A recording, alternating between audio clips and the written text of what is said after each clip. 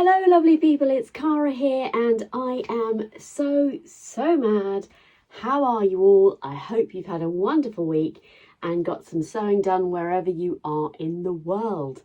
So this week I'm filming a little bit of well, it is going to be a Friday sews. So sort of catch up, what have I been up to, what are my plans, what did I decide to do with all that wonderful fabric, and what have I been making recently? And I have to start with this this wonderful outfit. In case you're wondering what I'm wearing the Pansy shirt by Help Us Sew. This is from a lightweight viscose that I got at the Stitch Festival last year, I think. I'm sorry about my hair. I don't know what's going on with there. I've had it cut and it's having a sulk.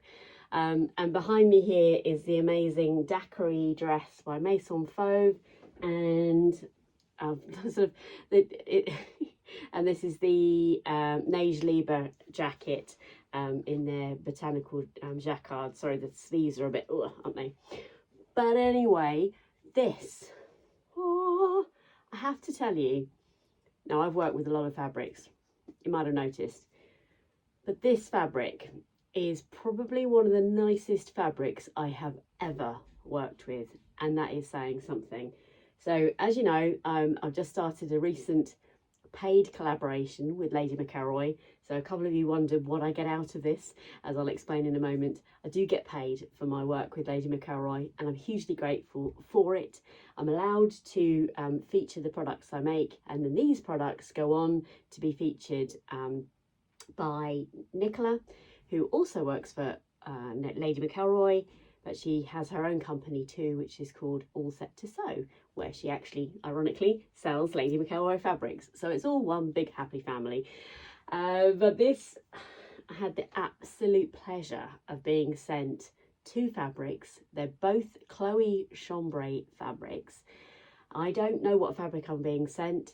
Sometimes I have an indication of what they'd like me to make, and sometimes I make a suggestion. Just kind of depends on the time scales that we get, the availability of the fabric, etc, etc. And it is very much a work in progress, which I find really exciting. I'm not stressed about that at all. So when these fabrics turned up, Nicola actually had said to me, could I make an Esti set? And then I actually made a suggestion about the other one. And she said it's going to be chambray. I'm thinking, oh, okay, maybe shirt dress, maybe shirt, something like that. But I haven't come across a chambray like this fabric. It is lightweight, it is drapey, and is actually 60% linen, 40% viscose. And therefore it behaves like cotton, doesn't crease like linen, and is absolutely lovely to work with. This is called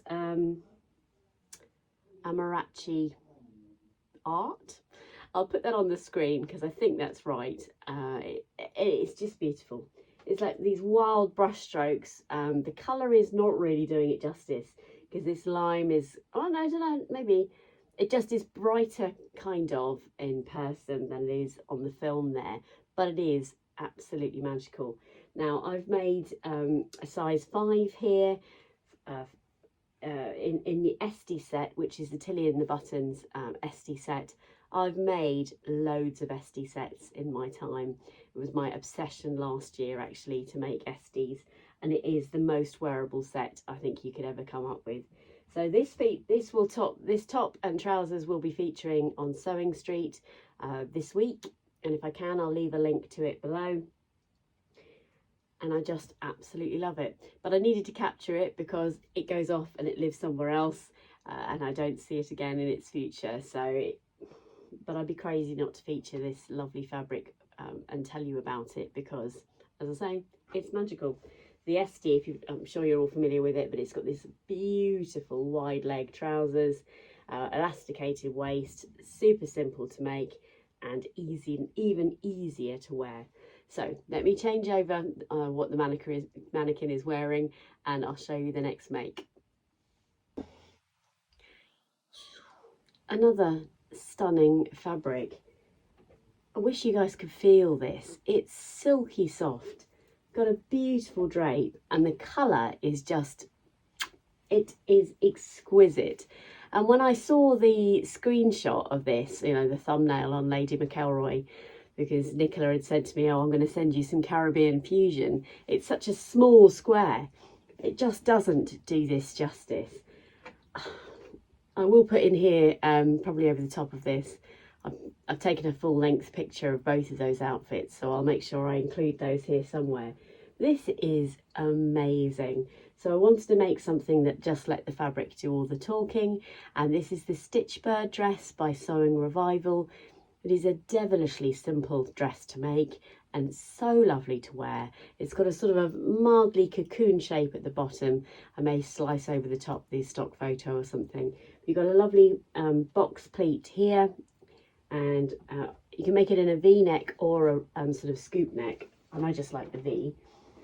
And then on the back here, I hope that's showing up. Oh, it's such a delicate feature.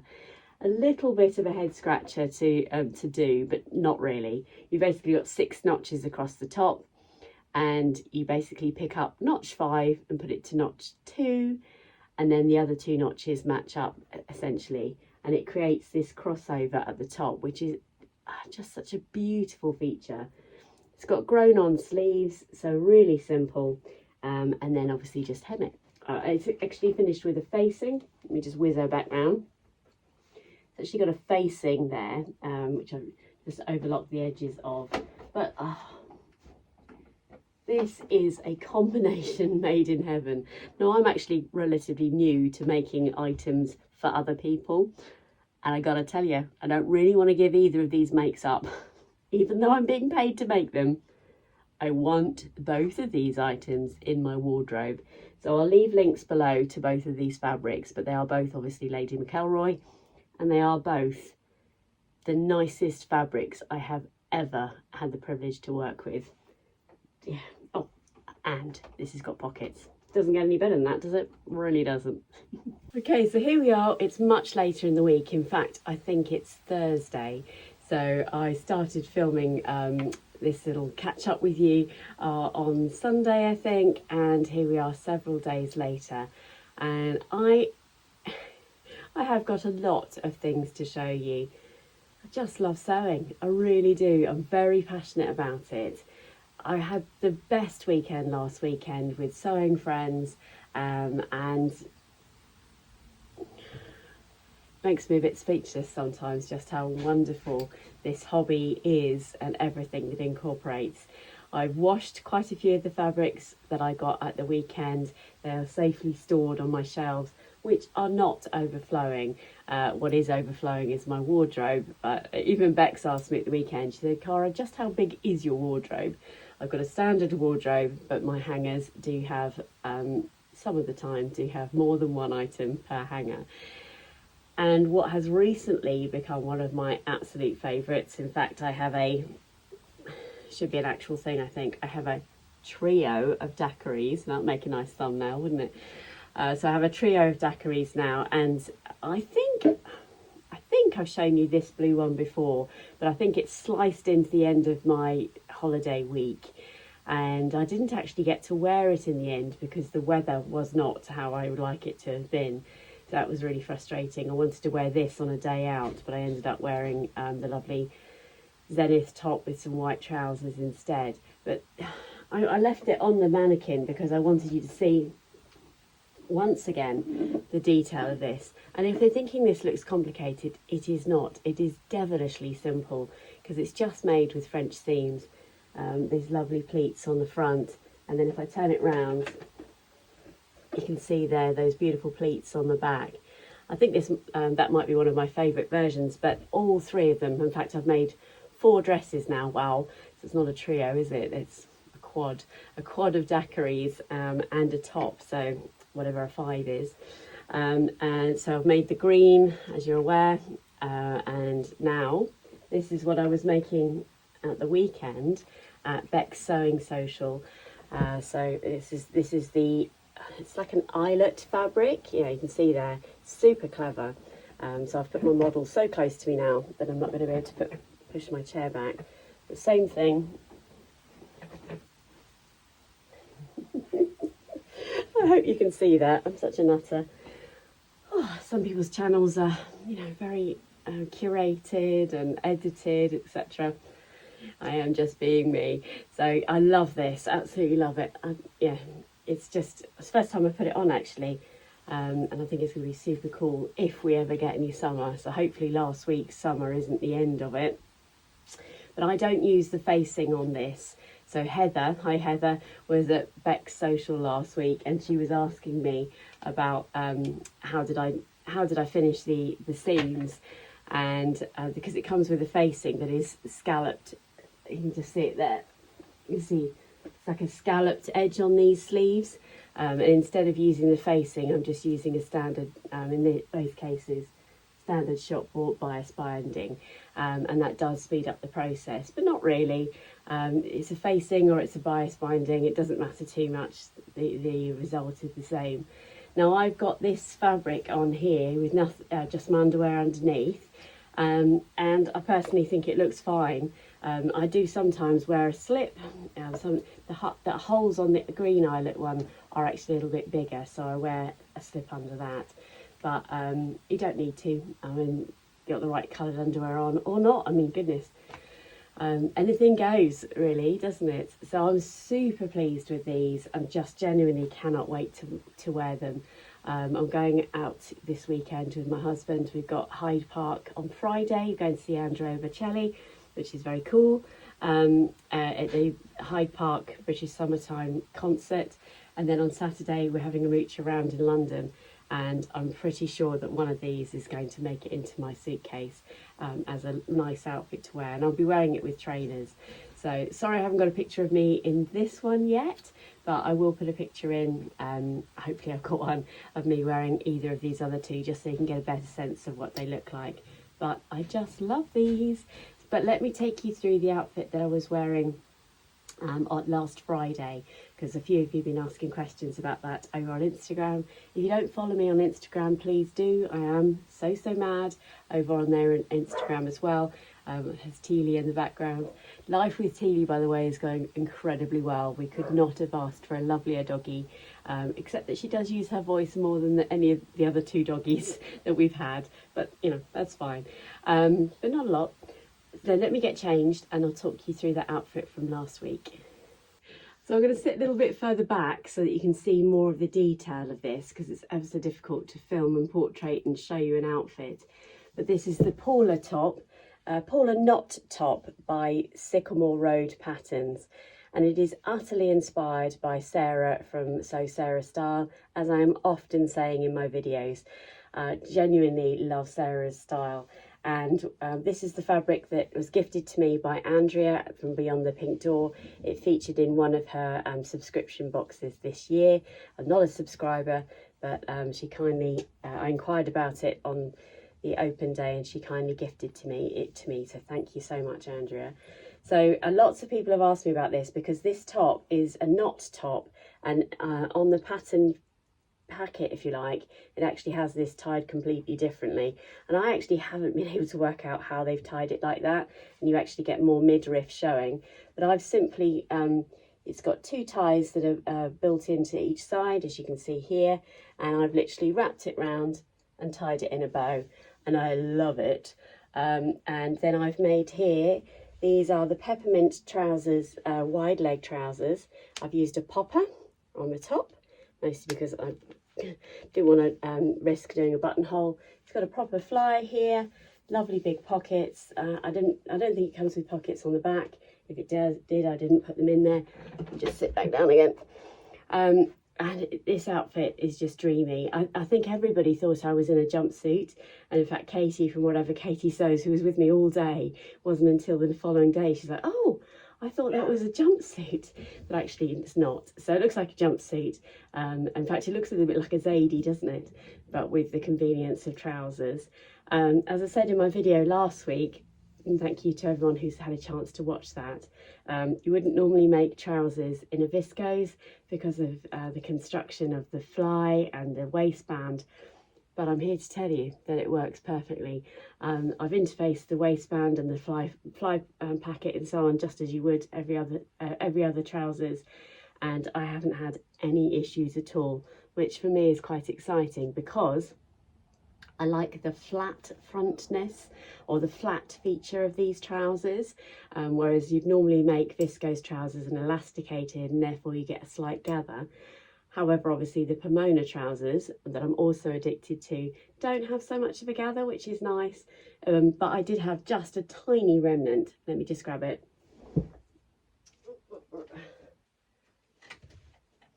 It was a very generous piece of fabric that that Andrea gave me, and I never did actually measure it.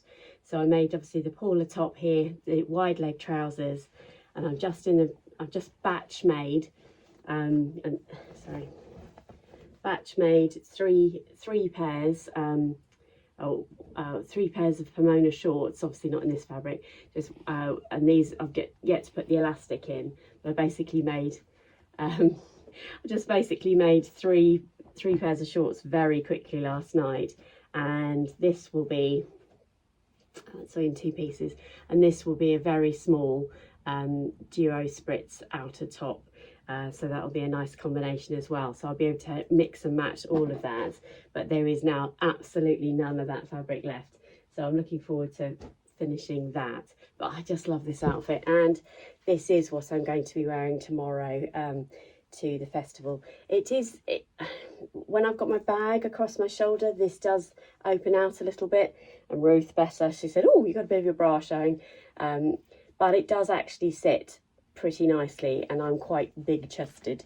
There is an option to put darts in here on the pattern. I actually didn't even see that until after I'd read the instructions, but I'd already constructed it by then. So you might lose some of this then, but I don't think it's that bad.